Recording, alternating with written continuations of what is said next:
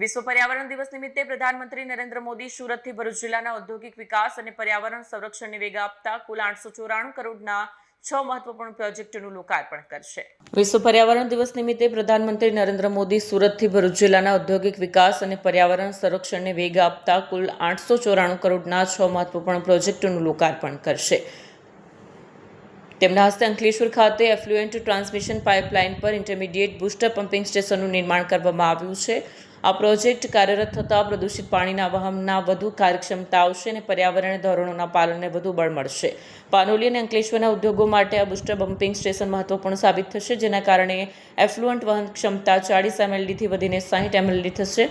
આ તમામ પ્રોજેક્ટ ભરૂચ જિલ્લાના ઔદ્યોગિક વિકાસને પર્યાવરણ સાથે સંતુલિત રાખવાના પ્રયાસોને વધુ ગતિ આપશે તેમજ સ્વચ્છ અને હરિત ઉદ્યોગોની દિશામાં મહત્વપૂર્ણ પગલું સાબિત થશે।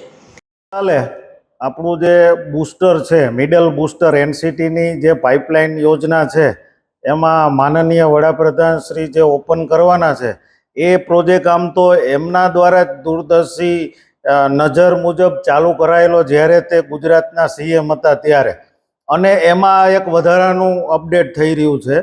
તો 40 mldની એનસીટીની જે ક્ષમતા હતી કે અંકલેશ્વર પાનોલીના ટ્રીટમેન્ટ થયેલા ઇફ્લુઅન્ટની 40 mldની વહન શક્તિ હતી, એ હવે 60 mld થશે। એટલે અંકલેશ્વર અને પાનોલીની જે ક્ષમતા છે ઇફ્લુઅન્ટની, એ વધીને 1.5 થશે। અને આ 1.5 થશે તો આપણે અત્યારે સેપીનું મોનિટરિંગ પોઝિટિવ છે, CRZ 105ની આપણે જે વધારાની સિટી આવી ગઈ છે। આ યોજનાથી તમામ જગ્યાએ આપણે ફાયદો થશે અને આ માત્ર વડાપ્રધાનની એક દૂરદર્શી દ્રષ્ટિકોણથી આપને લાભ મળવા જઈ રહ્યો છે।